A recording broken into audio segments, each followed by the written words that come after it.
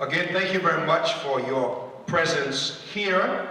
It is my privilege to introduce Brett Hunt, who is the Executive Director of the Public Service Academy of Arizona State University College of Public Service and Community Solutions. Please welcome him as he comes.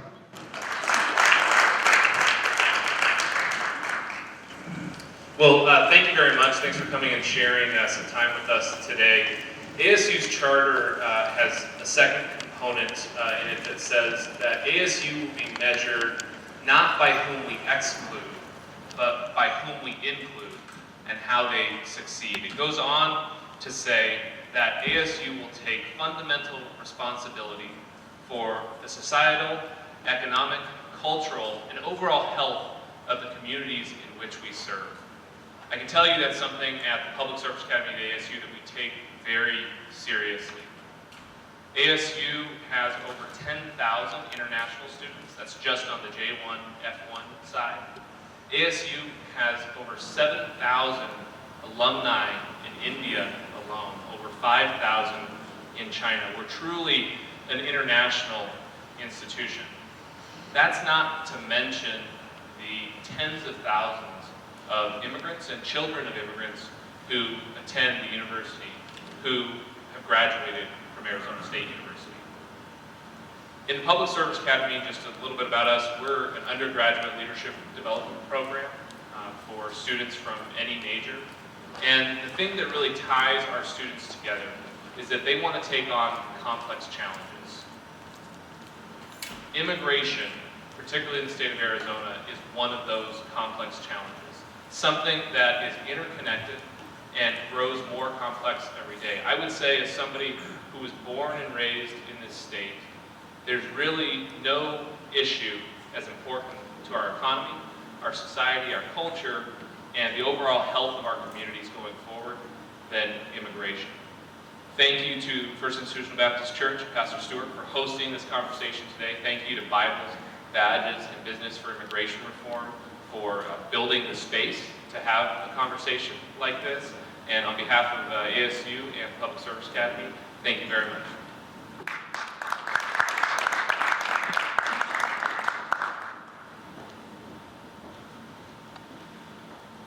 Well, thank you, Pastor Stewart and Brett, for the wonderful welcome.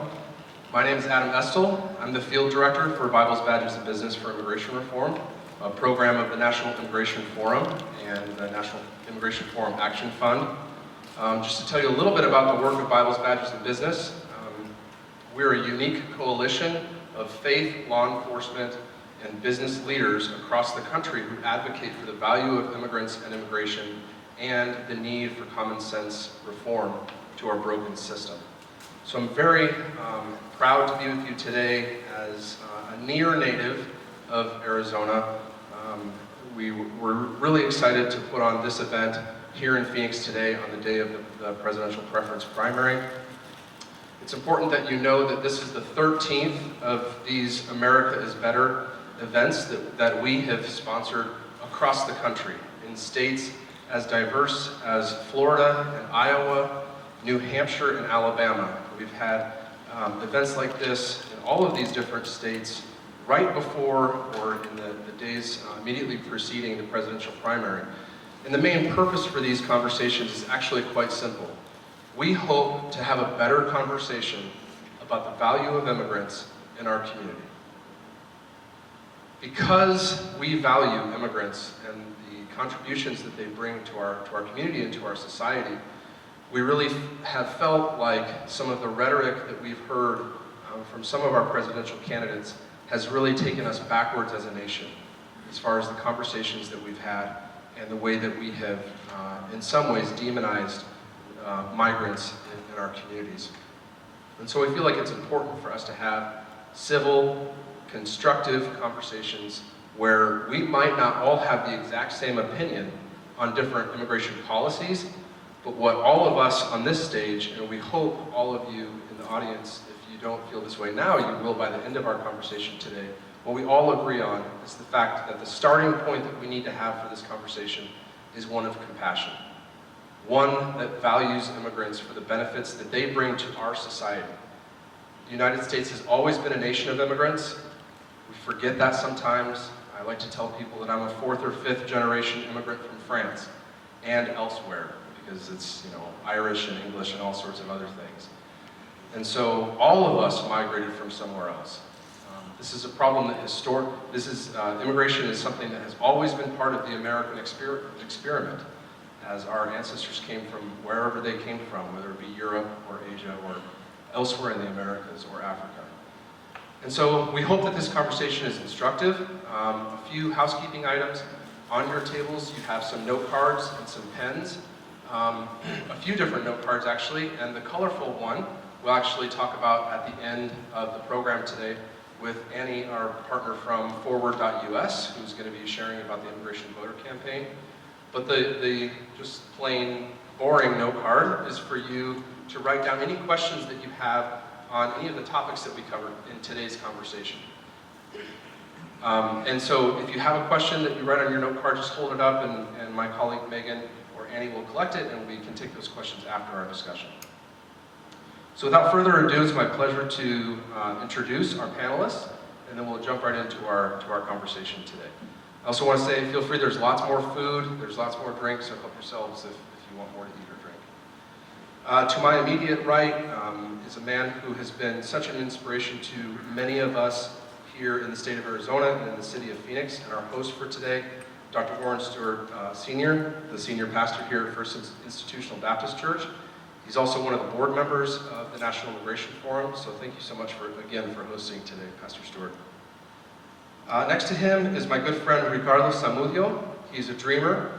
He's the youth programs coordinator and social justice team coordinator. Is that it? Do I have any other titles? That's it? Okay. At Neighborhood Ministries, very close by here in downtown Phoenix. Next to him is another one of our wonderful National Immigration Forum board members, Nan Stockholm-Walden. She hails from Sahuarita, which if you don't know where that is, it's just south of Tucson. She's the vice president and counsel of the Farmers Investment Company and the Green Valley Pecan Company, best pecans in the world. So if you are wondering about that.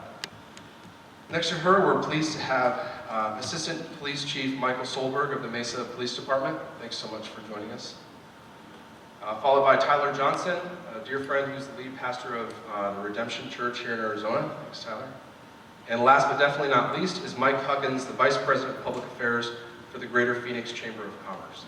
So we're very pleased to have all three of our Bs, the Bibles, the badges, and the business represented on today's panel for a very full and substantive conversation. So let's go ahead and jump in.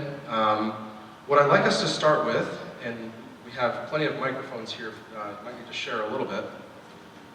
I'd like to start with this question: why are you here? Why immigration? What brought you, when I contacted each of you and asked you to come, why did you say yes? Let's start with Mike at the end and we'll just kind of give a brief response for everybody. Thank you, and again, thank you, Adam, for having me here today. Why am I here? Because our immigration system is broken. It's going to take a comprehensive, all hands on deck approach to fix the system that we currently have.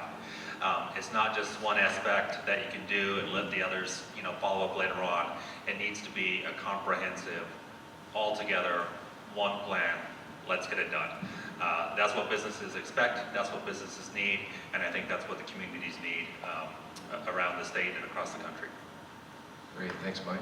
Tyler? Yeah, I'm here for two reasons, based off on Mike's answer. First one is the Bible. The Bible teaches us that the heart of the universe is love and justice, and therefore the primary ethic is loving your neighbor as yourself. So the Bible's teaching on that drives us to real human life, and there are real human lives that are being impacted and affected by this in a very negative way, and therefore as a Christian committed to the Bible, I can't but be here and speak to this issue. Thanks, Tyler. Mike Solberg, Mesa Police Department, as you mentioned, Assistant Chief over our Community Engagement and Employee Services Bureau. The main reason I accepted your invitation, we need to continue to work on building our relationships between the community, regardless of who they are, where they come from, or what their backgrounds are. That's something that we've tried doing in the city of Mesa. Law enforcement is in a unique situation where we're not writing the laws, we're expected to enforce the laws. And regardless of our opinion of what those laws are, we're bound by the Constitution to uphold those. So we're in a unique situation where we do come across immigrants quite often from numerous different countries, and we're there in times of need when they're victims, in times of when they need social services, medical, you name it, and we're in a unique situation where, for us, unless you commit a crime, we really don't care what your immigration status is. We're there to treat you just like any other citizen of our community. And so my main intent is just to continue to build relationships between law enforcement and with the pastors and with the citizens. Great, thank you. Nan? My husband and his father started our company, Green Valley Pecan and Farmers Investment Company, actually over 65 years ago in the valley, the beautiful valley where we live. And in our community and in our plant, we treasure the industriousness and the values and work ethic of mainly Mexican-American people that worked for us. Spanish is the language of work on the farm and in the plant. And we see on a daily basis the tremendous contribution that immigrants from Mexico and actually we have from other countries as well make in our business. We couldn't do it without them.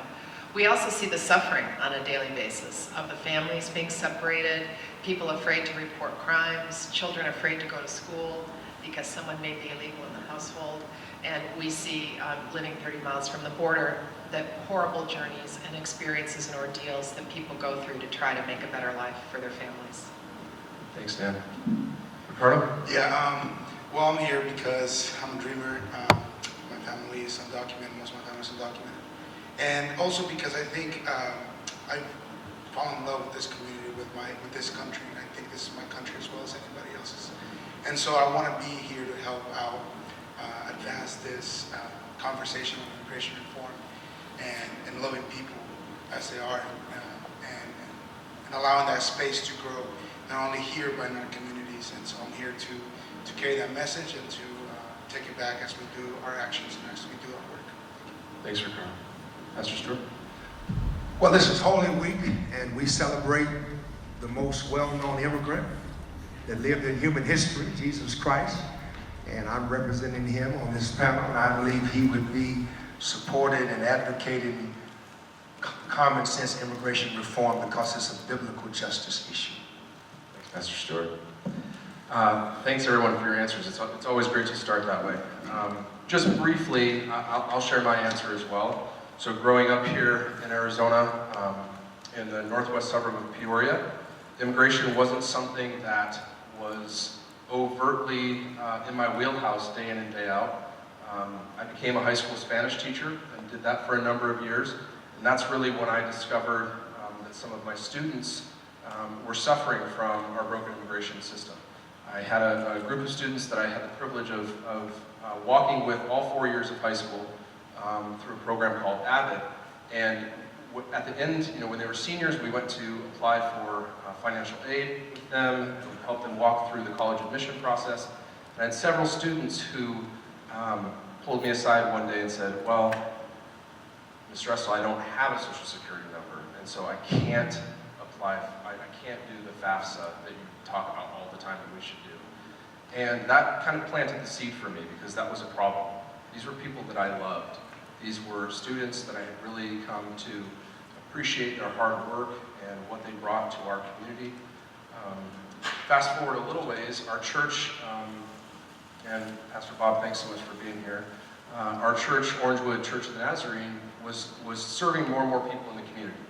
And as we started to serve people and try to meet their daily needs, we kept running into the same kinds of barriers. Well, we would tell people, just go, downtown and take your social security number and sign up for whatever services. And they would say, well, we can't do that.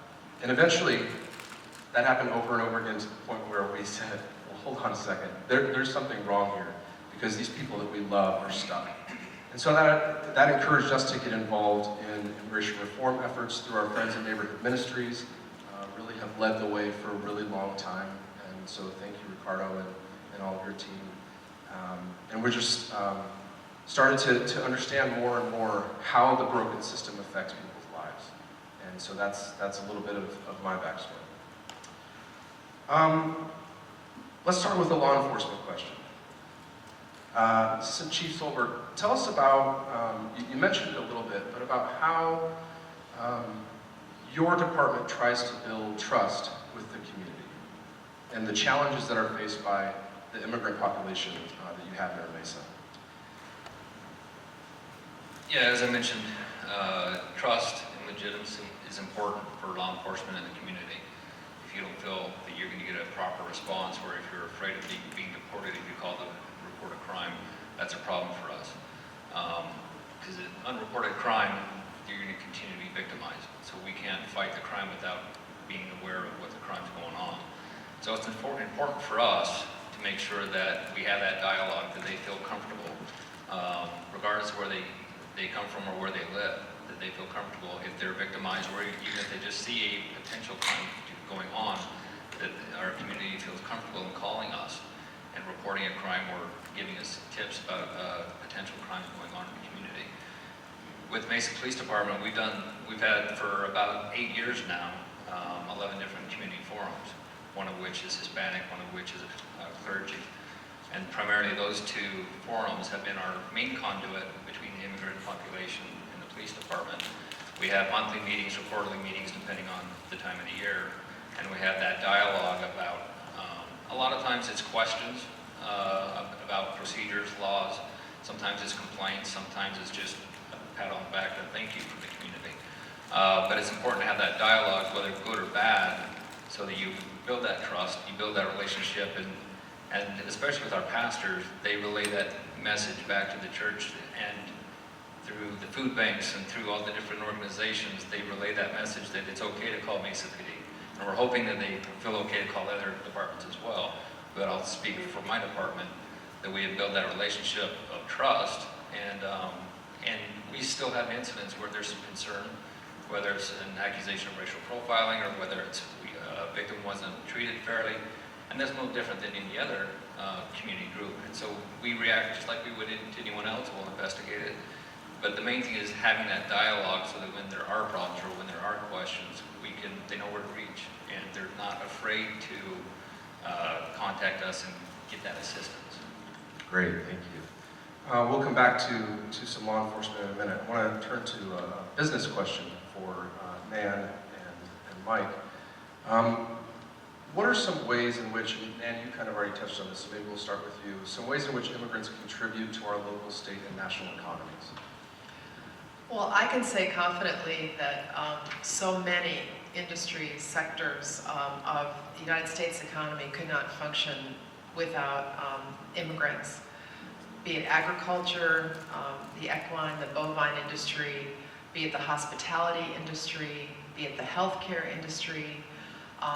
We are growing, but we're having an aging demographic, aging population, and so we need young people, hardworking people, ambitious people to come into our economy and take these entry-level jobs while they complete their education or while they get additional training so that they can move up. And also, agriculture is a good example. It's really a highly skilled industry today. Not only is it hard work often in harsh climate conditions, but the equipment that people are asked to operate, the processes in our cracking plant, for example, where we crack the pecans that make the yummy halves that people like to eat and decorate their cakes with, are highly technical. And it takes a good degree of mechanical and intellectual skill to operate those things, and we see that in so many of the immigrants that come to work for us. So it is vital to our economy. It's also vital to Mexico's economy. And as one of our greatest trading partners, the more we flourish and the more we have cross-border commerce with Mexico, the better it is for both countries. That's great. Thanks, Nan. Mike? Thank you, and I couldn't agree with Nan more on the trade side. The trade with Mexico, once immigration reform gets done, is going to be huge. That impact alone is just going to be tremendous.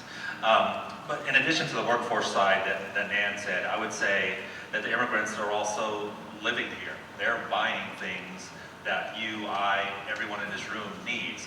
They're contributing, to society and to the economy in ways that we all do. The other thing I would mention is is they're also in the schools. They're working to better themselves through either high school, going on to college, and all those benefits that come with that should be something that should be recognized by the state. One of my colleagues famously said that he believed every immigrant that had reached a college degree should have a green card stapled to their diploma. I agree. As Brett mentioned earlier, we have some odd thousand ASU graduates living abroad. Why don't we do our best to keep them here, working for our country instead of going off into a competing nation? Absolutely. Thank you. Appreciate that, both of you. Let's turn to faith. Tyler, how have immigrants been a blessing to your church community? Yeah, tremendous blessing. We have multiple congregations inside Redemption Church, and many of them are extraordinarily active members, show an extraordinary work ethic that they aren't even being paid for, just as sheer volunteers that contributes to our communities, makes our communities far stronger, and truthfully gives us a perspective that many of us wouldn't have otherwise, which in our mind makes us much more like Jesus himself and having God's heart for our communities. So we are learning from them tremendous amounts, I would argue, most of the time, more than anything we could ever be teaching them. That's great. Ricardo, tell us about your experience with the immigrants in the community at Neighborhood Ministries, and just the way that Neighborhood Ministries has been a blessing to the community, and also how the immigrants in that community have been a blessing to Neighborhood Ministries.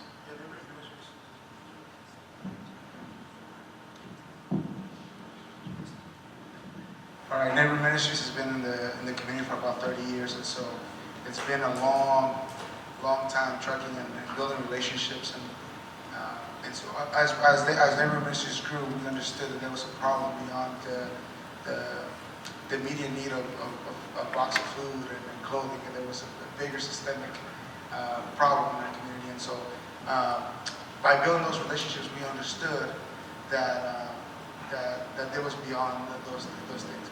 And second, I think it was the willingness to not only get to know somebody, but to take action. And it started by simple as speaking about it at church, praying for these things that were so complex, and then moving on forward to asking for policy changes.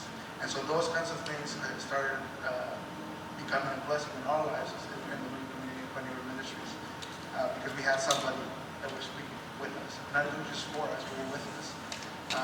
And so that impacted a lot of us and motivated a lot of us to come out and say, it's okay to be undocumented in some ways. It's okay to come out of the field because there's somebody there willing to love you, to care for you, regardless of your situation.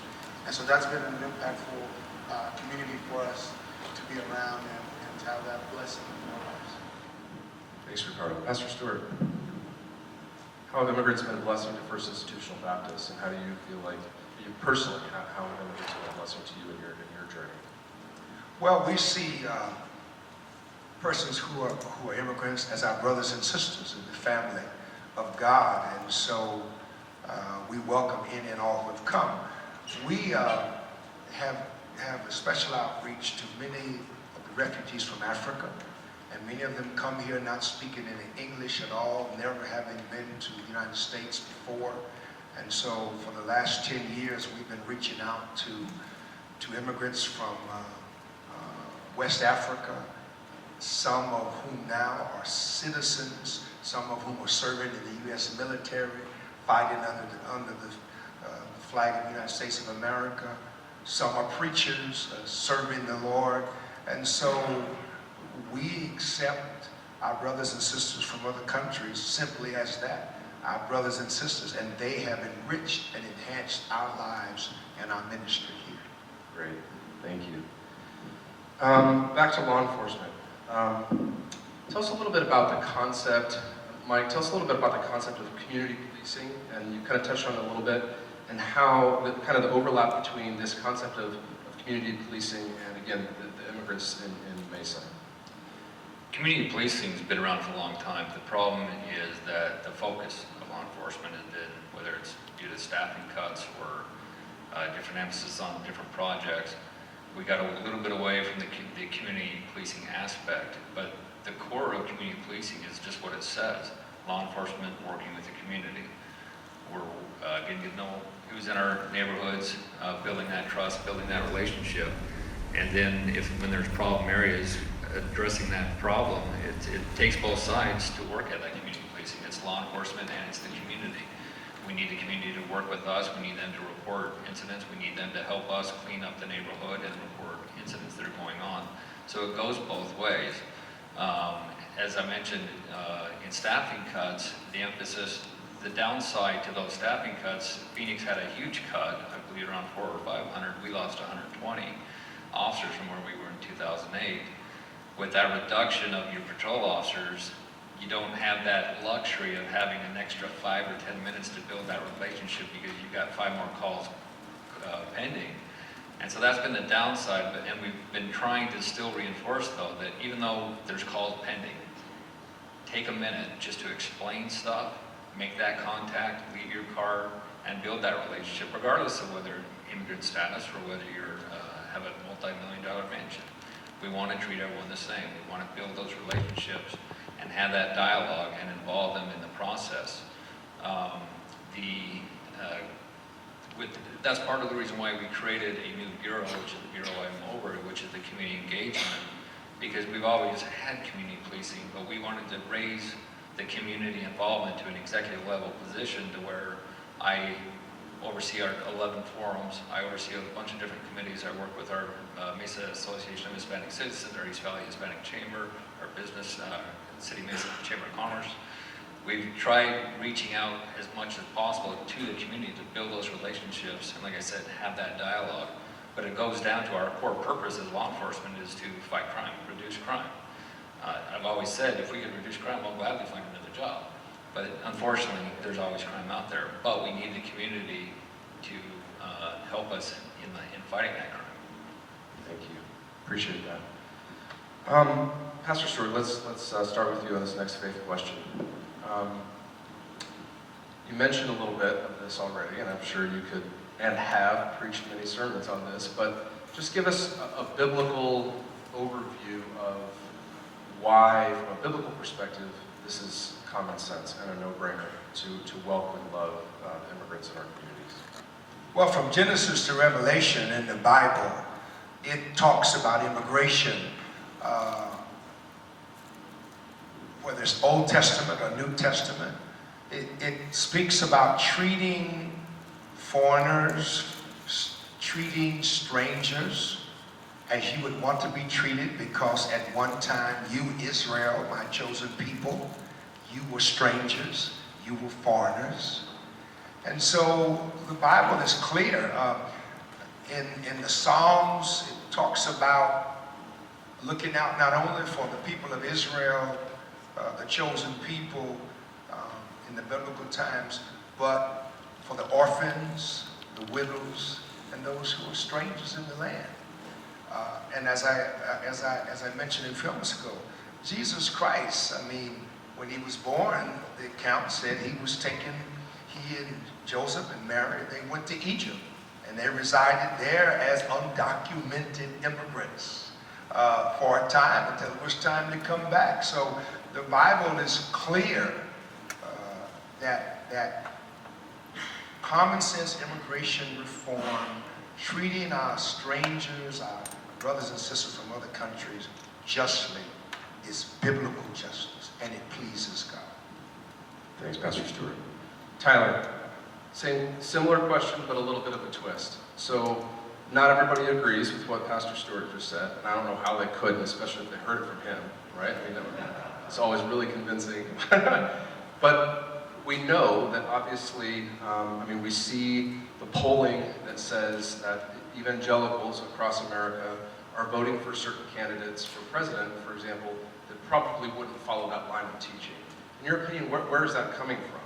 And what can faith leaders do about that disconnect? Yeah, so there's a passage in the Bible that to Christians is memorized often. It's in Romans 12, chapter 1 and 2, and it's spoken of that because of the grace of God, that grace has met us. Therefore, Paul says, present your bodies as living sacrifices, holy and acceptable to God, for this is your spiritual act of worship. So he's saying our presenting of our bodies, which I like to say to our congregations all the time, what do you do that's not in your body? The answer is nothing, like everything we do in our bodies. So what Paul's saying is all of your life matters to me. That's what worship really is what you do in all of your life. The next verse he says, don't be conformed to the world, but be transformed by the renewing of your mind. So God has always understood, again, Old Testament, New Testament, that when his people sit in a land, whatever land it is, that there is much of the belief system that happens in wider society that will impact, infect, and affect the people of God in such a way that they won't live according to God's desires. And I said this in my introductory remarks, that God is a God of love and a God of justice. He made the world, so the heart of the universe is love and justice. When you have candidates like this and people saying that they're evangelicals, Bible-believing, and they speak with the rhetoric, what you see is that the unbelievable hatred and in our communities at large is seated in the church as well, because the church has allowed that to impact them rather than God. So I think what pastors need to do is rightfully teach the Bible and say, if you have these sentiments within you, it isn't according to God's heart or according to God's desire. In fact, you need to repent. This is not the way of God, which repent just means turn around and go the opposite direction of love, justice, and generosity. Thanks, Tyler. Turning to our business folks again. Nan, you mentioned this a little bit about some of the skills gaps that exist and the way that our current immigration system doesn't allow for those gaps to be filled. Can you speak a little bit about that from your experience? I believe strongly that we haven't really had a coherent or just immigration system, especially since 1986, since the Simpson-Mazzoli Act. We haven't really enforced the laws on the books. We had a forgiving and an amnesty at that time, but we didn't really go forward with a coherent policy. And one of the most difficult things for us, I'll just take in agriculture, for example, is the various immigrant visa programs that exist are just not practical in the day-to-day world of agriculture. For example, I might have to advertise for 45 days to be sure that no American was willing to do my job. Well, my crop is gone in 45 days if I grow grapes or perishable fruits.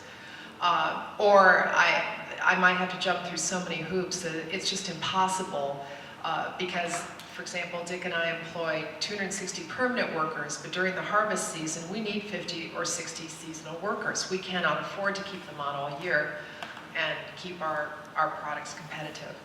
And so, you know, we have always taken the position that we follow the law, even though we disagree with it from time to time, or its unintended consequences.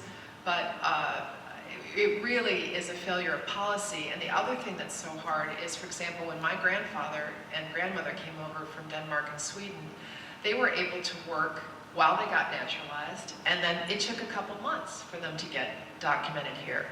Now, there's no way that we can bring skilled people over and have them work legally for the most part, unless they're a brilliant scientist or they fill some exceptional category in the visas, to work legally while we get them regularized. And that's a huge difference and disconnect, and makes it very, very unfair, both for the immigrants wanting to come and the employer wanting to hire them.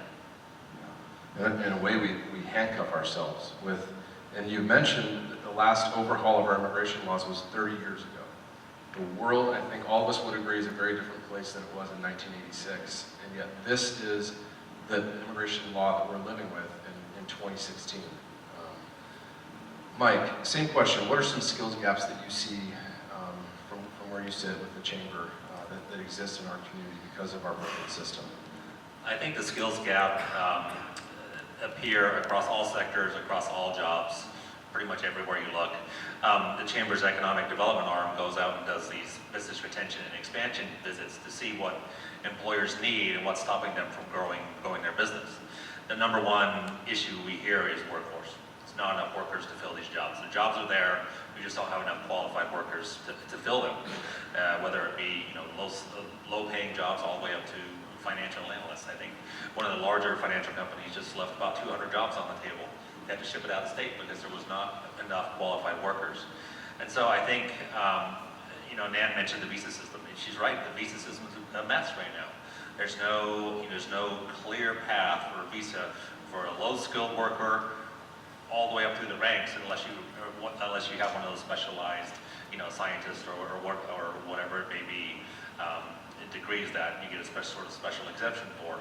So I'd say it's going to take, some pretty big change in the entire system to get those barriers removed. I go back to the education system. Why would you take, an entire segment of the population out of being able to obtain their educational degrees to go and fill some of these jobs? I'll speak for myself.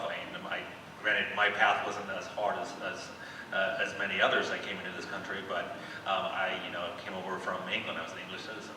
I got my citizenship in 1993 because I was about to graduate high school, wanted to go to college, and because I wasn't a citizen, had no way to get student loans.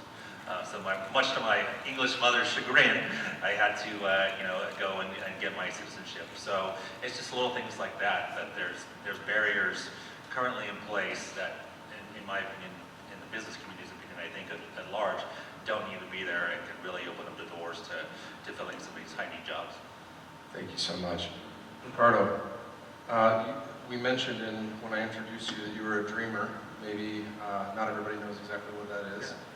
So if you could explain what that means, and then tell us a story about your status. I know you have many. I've heard so many of them about how your status has held you back from accomplishing the things that I think you and I would both agree God put you on this earth to do.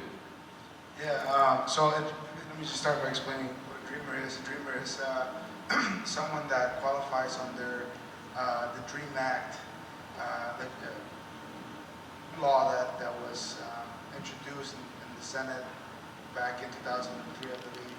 And so that, because kids that were brought here at a young age, 50 years and older, good moral character, graduated from high school, went to college, those are kind of the basic requirements to be part of the street movement. So we just started calling these kids, these young people, dreamers. A lot of us are aging out, so we're no longer kids. But because the DREAM Act has not passed. The DREAM Act did not pass, so we're still kind of, that's a cool little name we got to carry, dreamers. But basically, when I was 8 years old, my parents brought me over to the country. Back in Mexico, we didn't have a lot of opportunities to grow in any way economically, spiritually. It was kind of stagnant, and a lot of the jobs were taken away from a lot of the industrialized community coming to our kind of rural areas and taking over our jobs. So we had to come to the U.S. My sisters and I have two younger sisters. We crossed pretty easily. We just jumped on a bus and came over. This is before 9/11, so it was pretty easy to get through in terms of minors. And then my father and my mother walked the desert, ended up meeting us here about a week later. So it was very easy for me to assimilate to the country. I learned English. I went to school. It was pretty easy. The only thing that was disappointing about the U.S. was that I thought it was like a Disney movie because that's all I saw in Mexico. So I came to Phoenix and it was like really hot, and it was not as cool as I thought, but it's pretty cool. But anyway, so growing up, I always understood that I was undocumented and that there was a problem with our status, and that wasn't really a big issue until 2003, when my dad had to go bury his mom back in Mexico, and then on his way trying to come back, he tried 6 different times until eventually he made it, and he saw the worst things anybody can see. He almost died. But the point is that he came. 3 days later, he lost his dad. Never was able to go back. And so that was kind of the first time we understood the severity of being undocumented in this world. So I started growing up. I said, well, we have this bad situation. The only way we can get out of is that I go to college. That's what I hear all the time at school. You go to college, you get a degree, you're pretty much set for the rest of your life. So when I was in high school, I started playing football, not soccer, football. American football.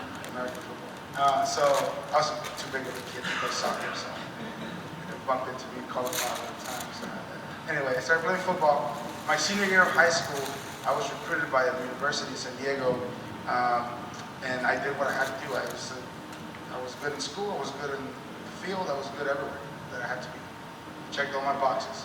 But I wasn't a citizen or I had a social security number, so that scholarship offer was revoked. And it was gone. So it was gone. Just as it came, it was gone. And so that was a pretty dark moment in my life, and I chose to use that as sadness and even anger, to be honest, to turn it around and do something about it. And so since 2010, I've been around Renewal Ministries, figuring out how to talk about this issue, figuring out how to talk about this broken immigration system. Yes, we broke the law, but that doesn't make the law moral. It doesn't make the system moral. And so that's kind of my viewpoint, and that's kind of where we're going with this with our family. And I think many families like ours is going through it. And so I just kind of a little bit about my journey so far. Thanks, Rick. Appreciate that.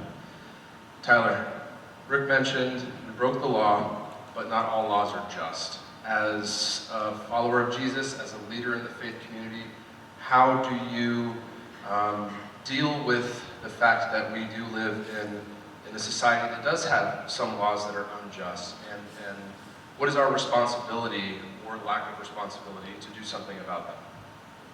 Yeah, I would start by saying laws are good. I mean, it's good for a nation and a society to have laws, but what Ricardo said is very important to realize and is missed by many people is because there's a law, it doesn't mean the law is moral or according to God's design. So as you look at one of the places people will go most often is Romans 13.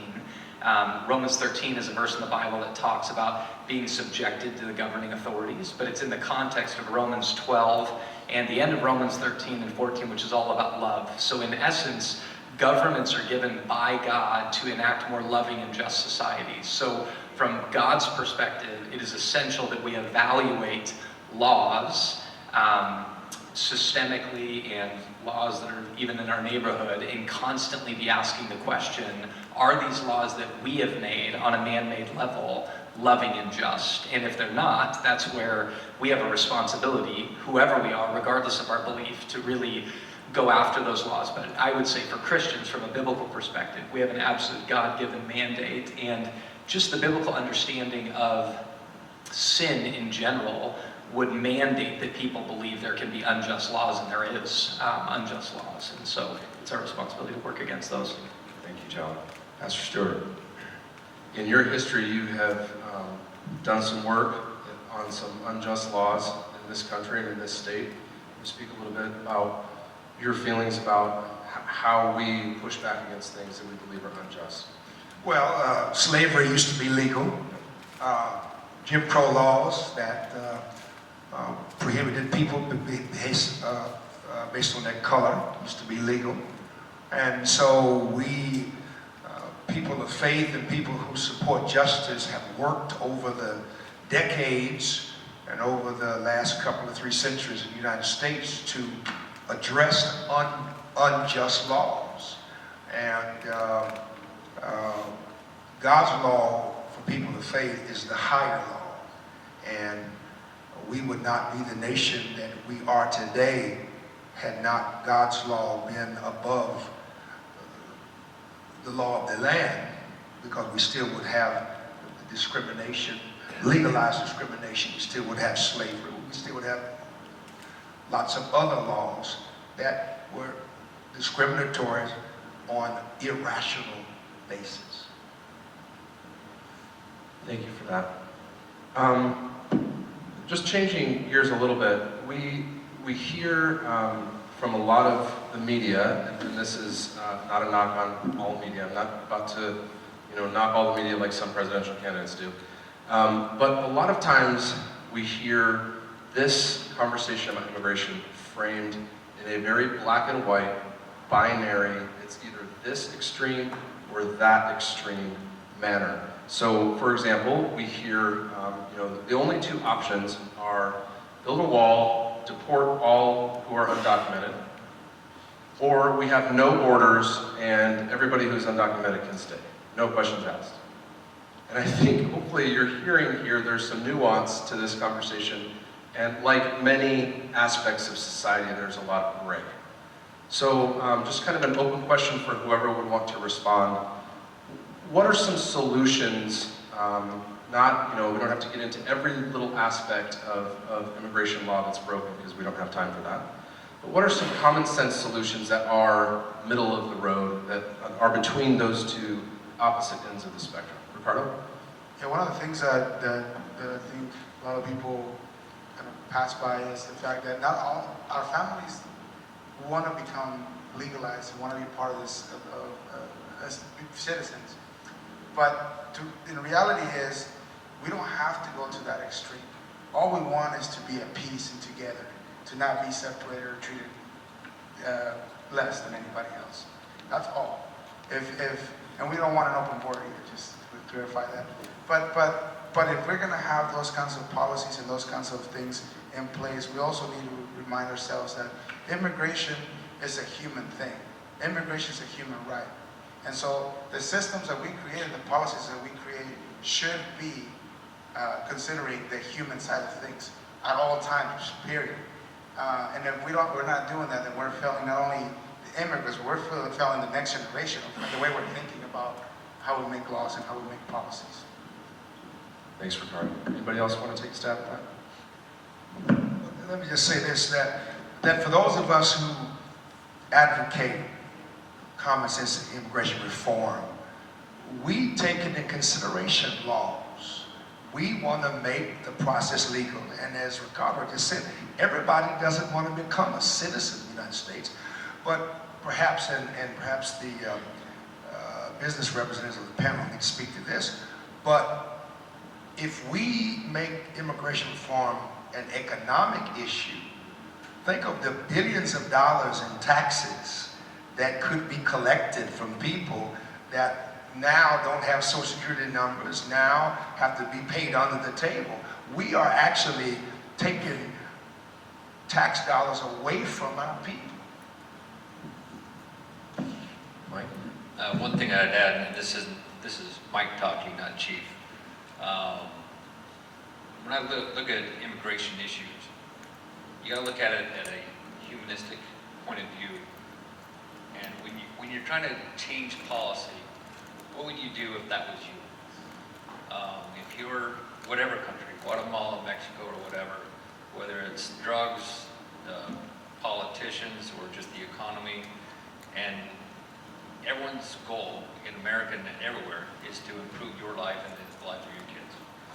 And if you put yourself in a situation of what would you do if you were in that situation, I would cross the river, I would go across the desert, whatever I'd have to do, or I'd go south, wherever it is to make life better for myself and my family.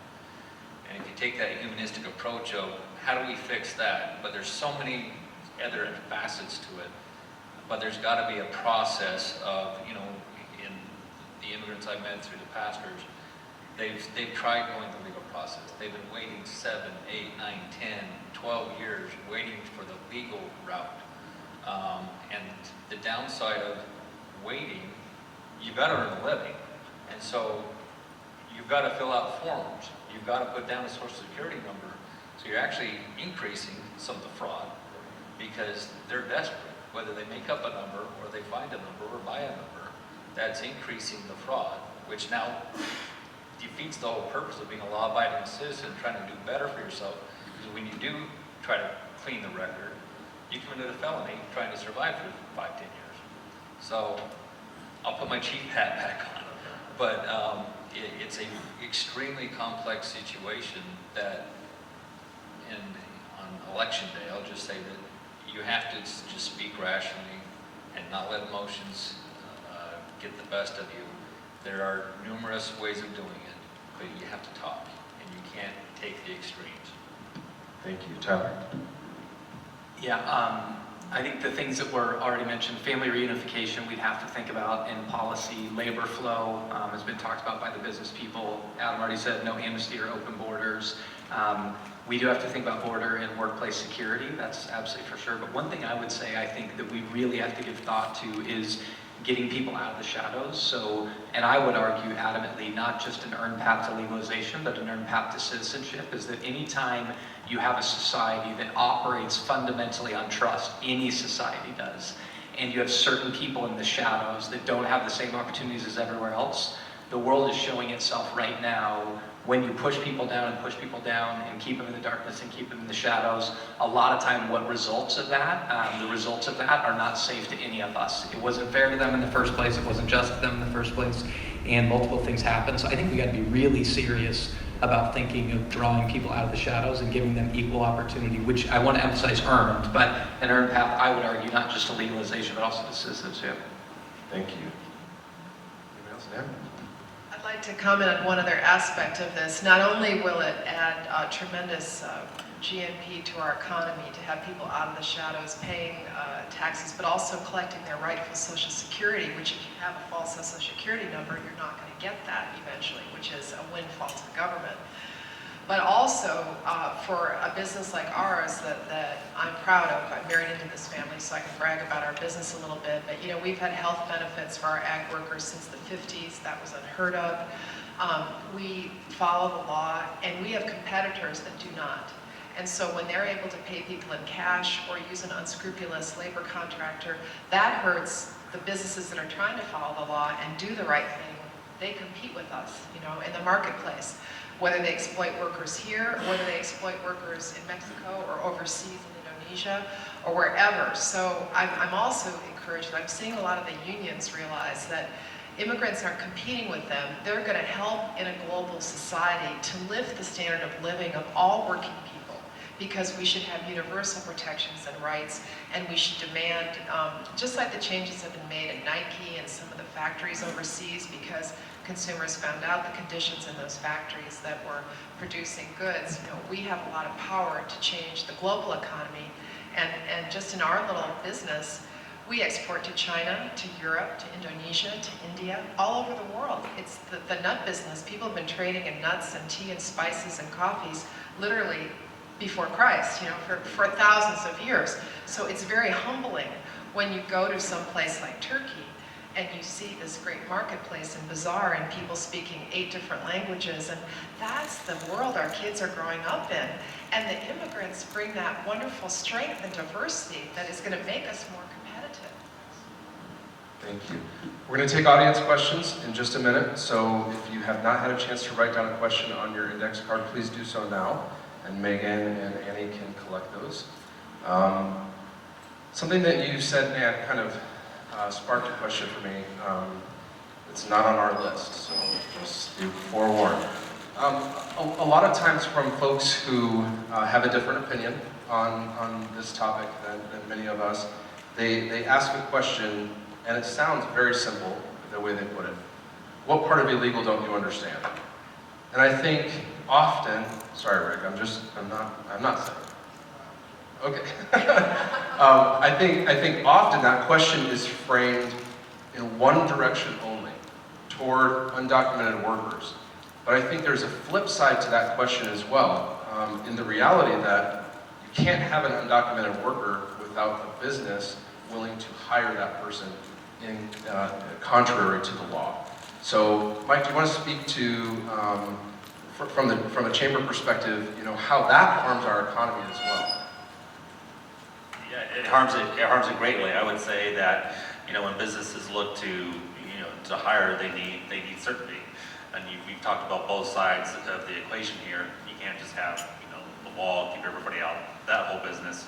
But also, you know, quite frankly, what the president did not provide certainty either, because we have what we have now, and that's the lawsuit out there, and the court injunction, and so on and so forth. So there needs to be, I just think there needs to be, from the business perspective, there needs to be a change in dialogue politically to get the comprehensive common sense reforms done.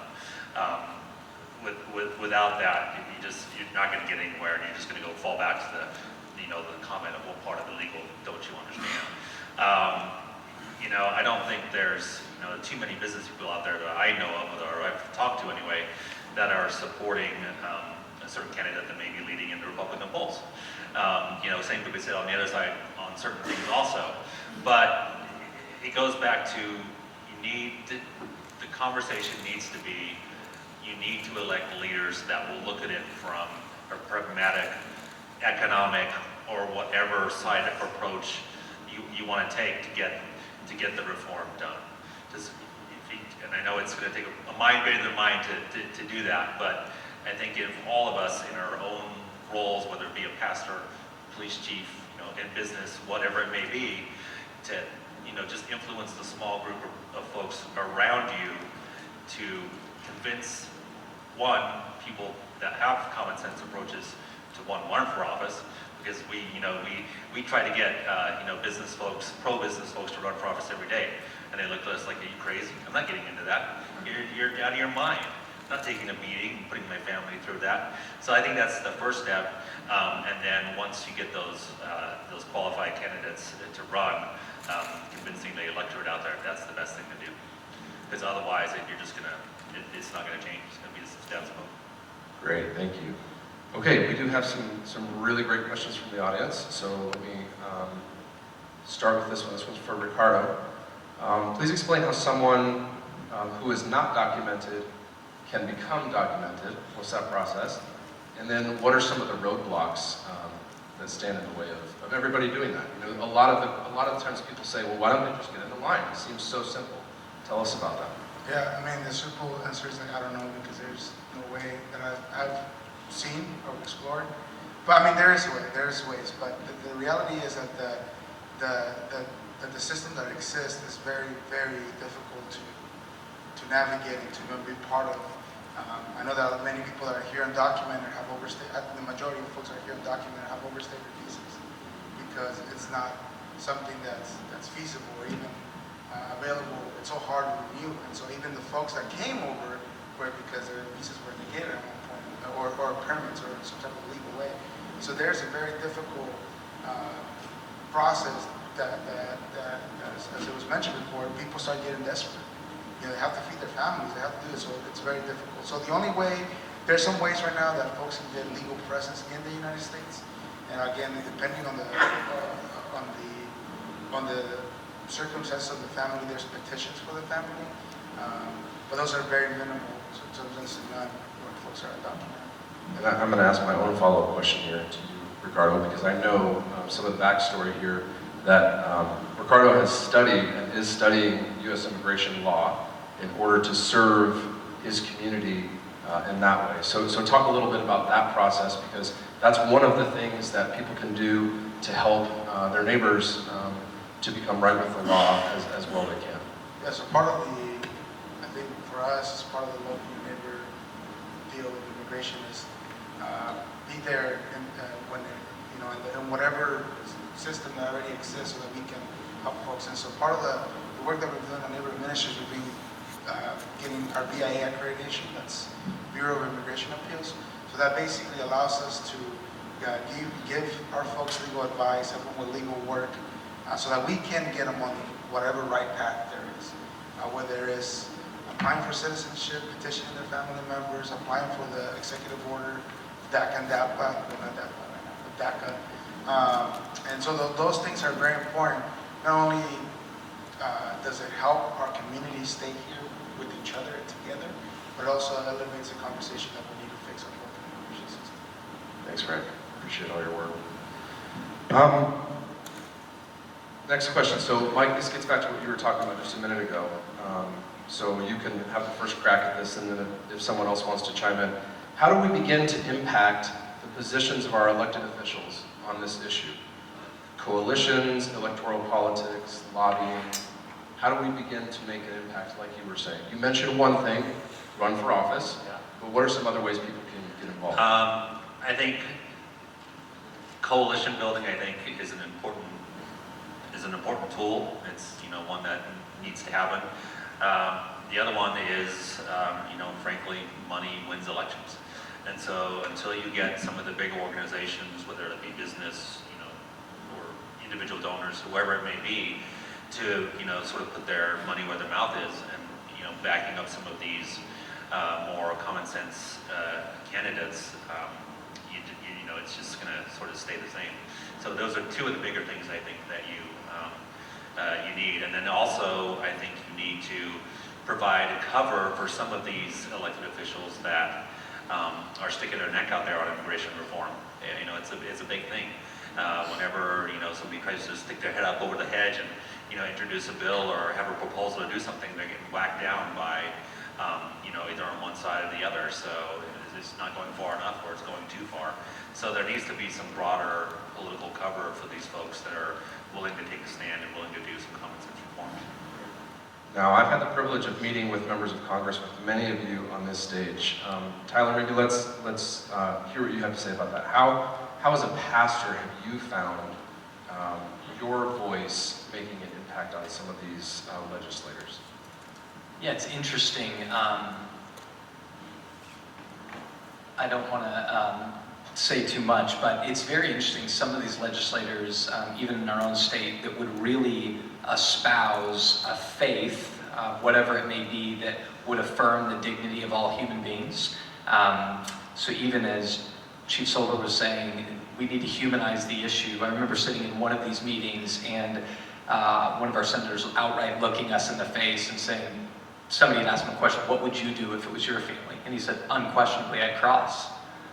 And we're looking at him going, but he has not at all, in fact, been opposed to these issues. And so I think sometimes what, at least from my standpoint as a pastor, is we have an ability to prick the conscience. The question is for good or for evil. And to prick the conscience in a good way, which I think anybody has the ability to do. But there is, I think, knowing what position you hold as a citizen, or the specific vocation that you find themselves in, or the story that you have, utilizing whatever that is to be a power for good in the midst of the situation. And these legislators, senators, congressmen and women are humans too. And so I think the ability to sit to them humanly, face to face. I mean, just earlier, it's a letter's one thing, a phone call's even better. And I think the reason for that is you're hearing a real human voice, real passionate plea, and then face to face is even better if you get the opportunity to it. Yeah, we've been in a different meeting where a different member of Congress has said to us flat out, I don't know where to go with this, help me figure it out. And so that just highlights what you're saying. These are human beings. I mean, these members of Congress, they're dealing with 100 different issues. They have to be experts on all of them, or have somebody in their office that is. So that for me just highlighted, when I heard him say that, as a citizen, I can make an impact here. This guy's listening to me because he works for me. He's my member of Congress. He actually works for me, and so he needs to listen to what I have to say. Of course, there's ways to do that that's more confrontational, that won't come across very well, and ways to do it rational, like we're having a conversation here today. Anybody else want to add anything to that? I'll say a little bit about that. I think this coalition of the Bibles, Badges, and Business, and the work of the National Immigration Forum and its counterparts is very important, because the people that you see here, for the most part, are where the rubber meets the road every day. And when I can talk to a Border Patrol agent or a sheriff off the record, and they say, right now, we don't agree with the priorities of the border, because we want to get, for want of a better word, Jose, the drug runner, we're not so interested in Jose, the immigrant who wants a better life for his family. And yet right now, they're all in one category, and I have to waste my person power, going after a needle in a haystack. And it's just not efficient, and it doesn't make any sensible public policy. So when you hear people use those extremes of black and white, I think when people form extremes like that, it's because they don't really want people to know the truth, and they're acting out of fear. And I do want to say one other thing. I think that it's a fearful time in our country because of the attacks from abroad. Since 9/11, the picture has changed. We had Pearl Harbor right in our midst. And so people are frightened, and when they're frightened, they look for scapegoats. And it's up to the leaders in our community, be they the pastors, the ministers, the youth, the people, to look to the better impulses of our nature, and to remember. Pastors will help me with the scripture reference, because I don't remember, but I remember God has not given us a spirit of fear, but of power and of love and of a sound mind. And I think that was St. Paul. And so that's what we have to do, is we have to turn away from the fear and towards leadership. And until our politicians are more fearful of accountability to God than they are to being reelected, a lot of them won't do the right thing. Wow. Thank you, man. Wow. All right, we got time for a couple more. So a few of these are similar, so I'm going to try to blend these two questions together.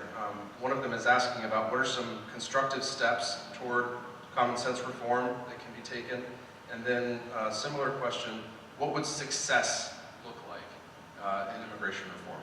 Rick, why don't we start with you? What are some steps that can be taken, and then what would success, a successful, for us to celebrate immigration reform, what would that look like from your perspective? I think from my perspective, the first steps that we take is, like I said before, just get to know the stories and carry those stories to the powerful. Like, you guys mentioned, you guys had meetings with some elected officials that I probably wouldn't have been able to have access to.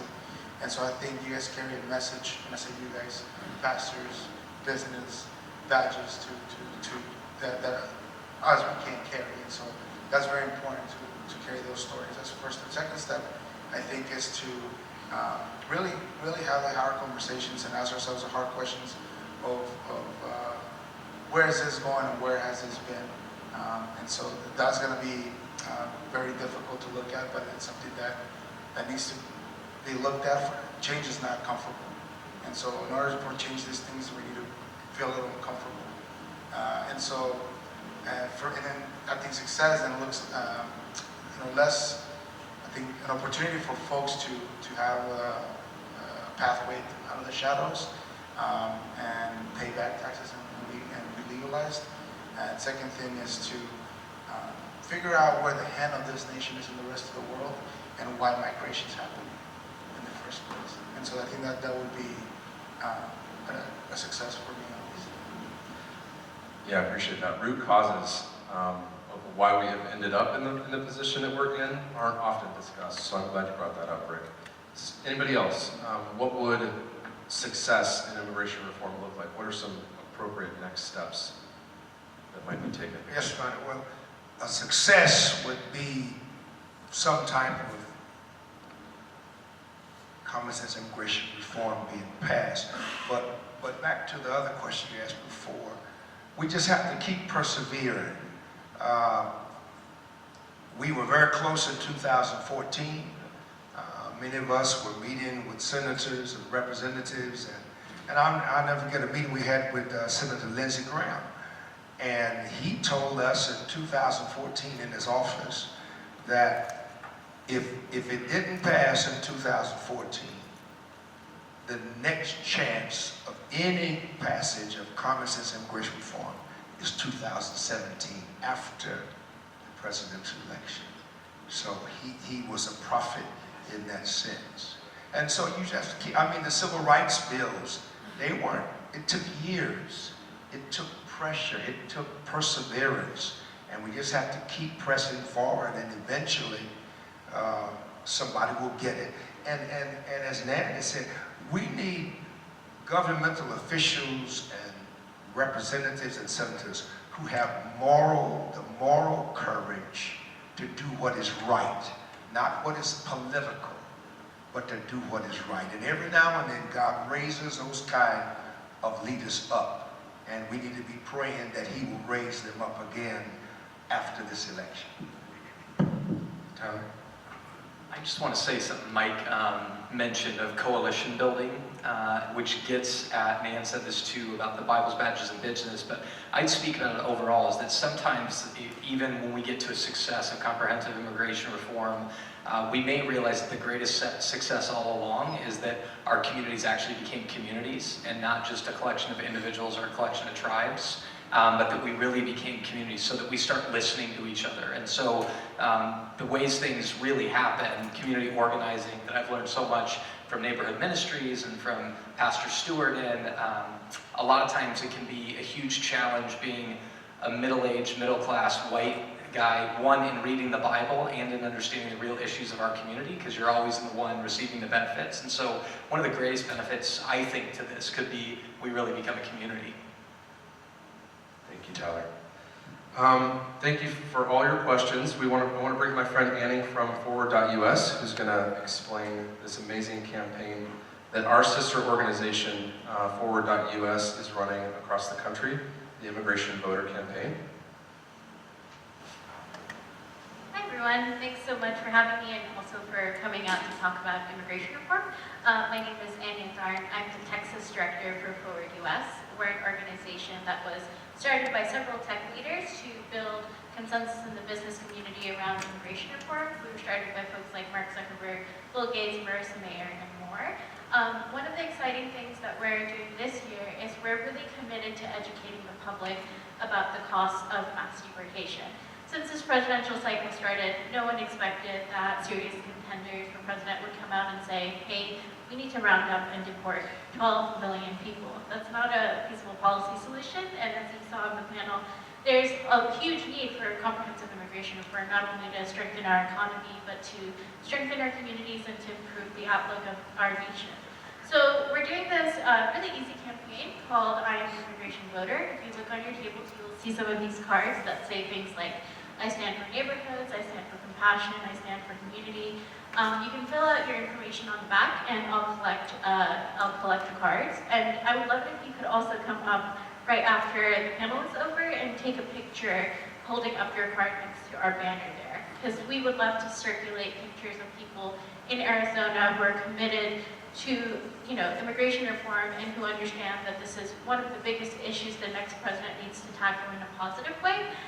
We circulate these images on social media and we send them out to partners, some of our coalition partners. We use them in promotional materials and things like that. We really want to show the United States that there's voters in Phoenix, in Arizona, who support immigration reform and who condemn the rhetoric of mass deportation. So if you have any questions about Forward, please come up to me afterwards, but I'd love to see you there in just a few minutes and snap a quick picture of you. Thanks. Thanks, Annie. Really appreciate it.